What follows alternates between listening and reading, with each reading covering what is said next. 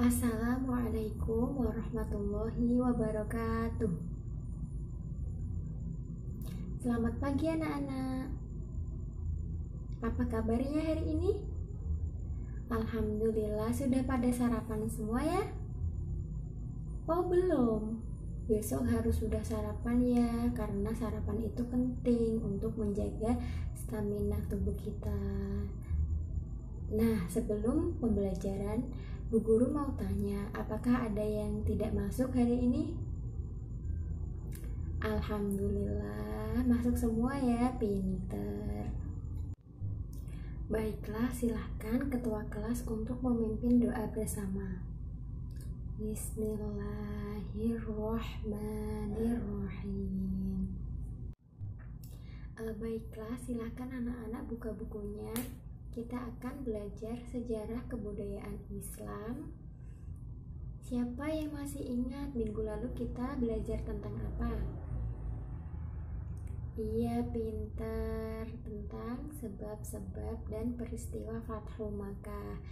Dan sekarang kita belajarnya tentang Rasulullah menjaga perdamaian dalam peristiwa Fathu Makkah.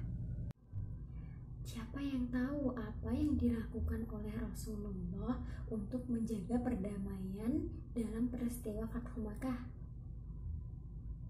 Iya, benar sekali, Rasulullah memaafkan penduduk Makkah. Nah, setelah Rasulullah dan para sahabatnya yang berjumlah sekitar 10.000 orang berhasil memasuki kota Makkah dengan aman, maka Rasulullah SAW memimpin pembenahan kota Makkah. Dalam melakukan pembenahan di kota Makkah, Rasulullah bersikap sangat santun. Nah, hal ini ditunjukkan oleh yang pertama, Rasulullah itu memberikan maaf kepada penduduk Makkah yang selama ini memusuhi Islam, dan Rasulullah membersihkan Ka'bah dari gambar dan berhala. Nah, Rasulullah itu bersifat sangat pemaaf. Jadi walaupun penduduk kafir dulu sangat memusuhi umat Islam, tetapi ketika Rasulullah menang dalam peperangan, beliau tetap memaafkan dan menjadikannya sebagai saudara bagi yang masuk Islam. Jadi sifat pemaaf itu perlu dicontoh dari sifat Allah dan sifat para rasul. Maka dari itu, kita sebagai umat Islam patut meneladani sifat Rasulullah yang pemaaf.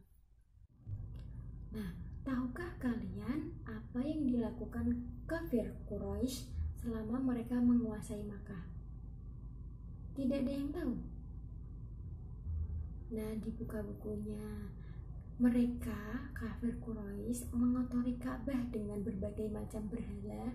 Mereka menyekutukan Allah dengan menyembah berhala tersebut.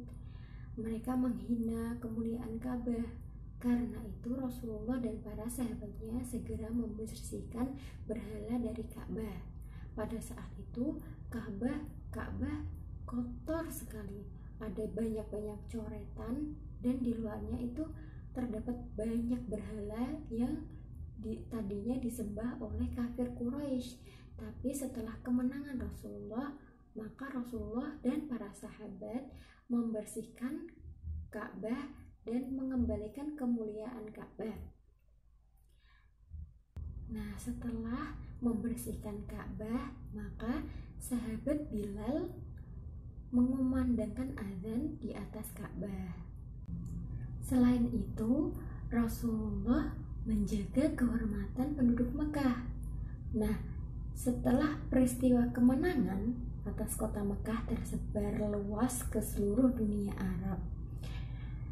Kemudian Allah dan Rasulullah mengajarkan kedamaian, melarang dendam, memaafkan kesalahan-kesalahan antar sesama manusia, melindungi kaum yang menyerah, menghormati hak manusia, menjaga akhlak mulia, dan menjauhkan diri dari hal yang melampaui batas.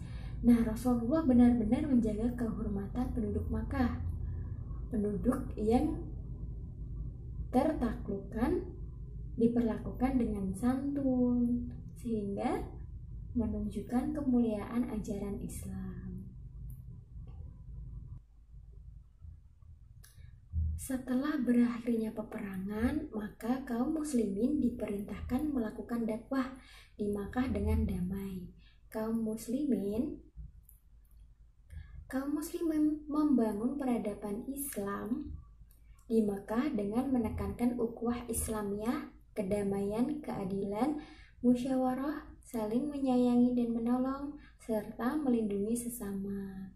Nah, kebiasaan-kebiasaan saling membunuh dan berperang mereka tinggalkan, jangan diulangi lagi.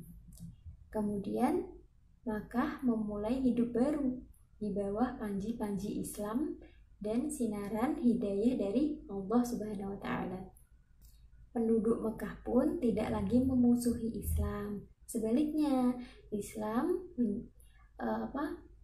menjaga atau menganggap mereka sebagai saudara.